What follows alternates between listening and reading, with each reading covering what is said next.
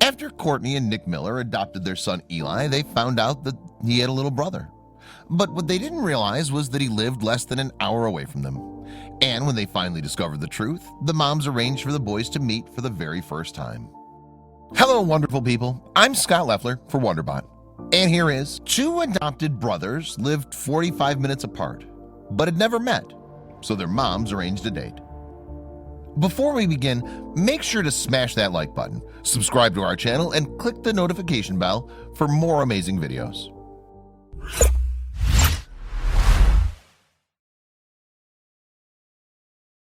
When Miller and her husband decided to start a family, they struggled to conceive naturally. And Miller now admits that as she watched her pals become mothers, she longed to have a baby of her own. So when it didn't happen for her, she started to pray and became increasingly frustrated. In a message to her younger self that she shared on Facebook in November 2018, Miller remembered how she'd felt back then. "You're going to know what it feels like to be angry with God and sad." Miller wrote, "Really, truly, deeply sad when you realize the babies are not coming." Nevertheless, Miller turned to her faith to guide her through that difficult time. And then one night, inspiration came to the couple from a surprising place. Miller and her husband were watching the movie Martian Child, in which John Cusack's character adopts a little boy who believes that he comes from Mars. The story hit us like ice-cold water to the face, Miller revealed in October 2018 on Facebook. "We both knew we wanted to adopt at some point in life, but we hadn't tried anything exceptional to have kids yet, so it wasn't exactly the first thing on our minds." However, she added that when they watched the film, it quickly became all we could think about. It was Miller's husband, in fact, who suggested that they go ahead with an adoption right away. So they contacted an agency and cleared out their bank account to pay the initial fee. And within just a couple weeks, the agency had identified a pregnant woman who was planning to give her child up for adoption.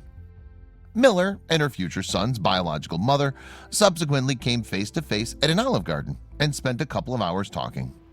She told me her biggest fear was that she would regret this decision for the rest of her life. Miller recalled in a blog post for Love What Matters, "I promised myself right then and there that if she chose me, I would spend every day of his life making sure she wouldn't."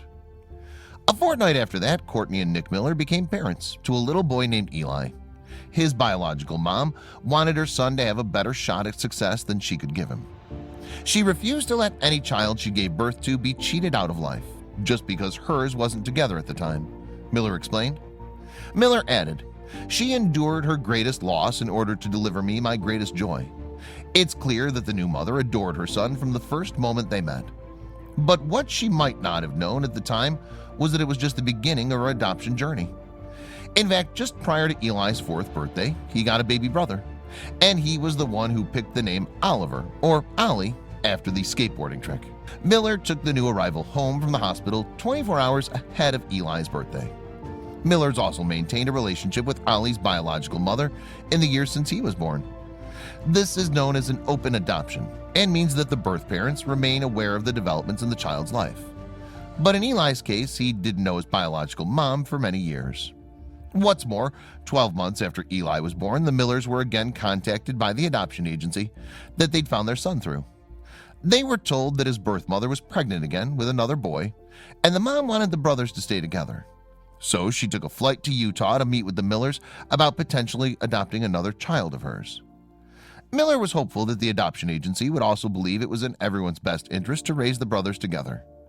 "We thought because they were siblings, and we had just given this agency over half of our annual income and sold most of our belongings to bring Eli home, that they would be willing to work with us," she wrote. But she claims the company wasn't willing to discuss a payment agreement or any discount of any sort. Instead, Miller alleges that the adoption firm cut off communication when the family made it clear that they wouldn't be able to pay the high costs outright this time around. According to the mom of two, the agency also implied to Eli's birth mother that the couple were not interested in adopting another child. So, despite everyone's wishes, they couldn't take Eli's brother home. "We had no choice but to let go and grieve the loss of the baby boy who would never be ours," Miller explained. "The last thing we heard was that she had placed him with another family. The agency never delivered our letters or pictures that she requested, and we never heard from her again. So as Eli grew up, he didn't know his biological mother. and the Millers had no way of contacting her. At the same time, Miller claims that the agency in question ended up losing its certification and faced other legal issues. She also alleges that the business owner was put behind bars on various charges of financial misconduct. The family eventually concluded that when it came to having another child, they would try an alternative means of adoption. We decided to go the private route the next time around and take on the emotional and financial burdens of an expectant mama all by ourselves, Miller wrote on Instagram. We were confident we could do it better than any agency could have. During the ensuing process, however, Miller admitted that there were red flags everywhere, but the couple apparently didn't see the warning signs until it was too late. The mom of two later confessed that they not only suffered the emotional trauma of trying and failing to adopt a daughter, but they were also left struggling financially as a result. We left an unbearable situation with broken hearts and an empty bank account, Miller revealed. We had gone to hell and back for a baby girl we would never know. Ultimately, though, things worked out for the family when they welcomed Ollie into the world. But it's clear that losing out on an adoption, both of a daughter and Eli's brother, left its mark. Miller told her followers on Instagram in March 2019 that she and her husband probably wouldn't have gone on to adopt Ollie if things had worked out with Eli's brother. But while the couple eventually got the two children they longed for, their story wasn't over yet. Because out of the blue, when Eli was 10, something happened that changed their lives forever. Miller was sent a message one evening on social media, and she was shocked to discover that it was from Eli's birth mother, who had tracked the Millers down despite the limited information she had about them. She knew our first names and, like a needle in a haystack, opened an account to find us. Miller recalled on Love What Matters. Instantly, the Millers wrote back to her, and between them, the trio pieced together everything that had happened.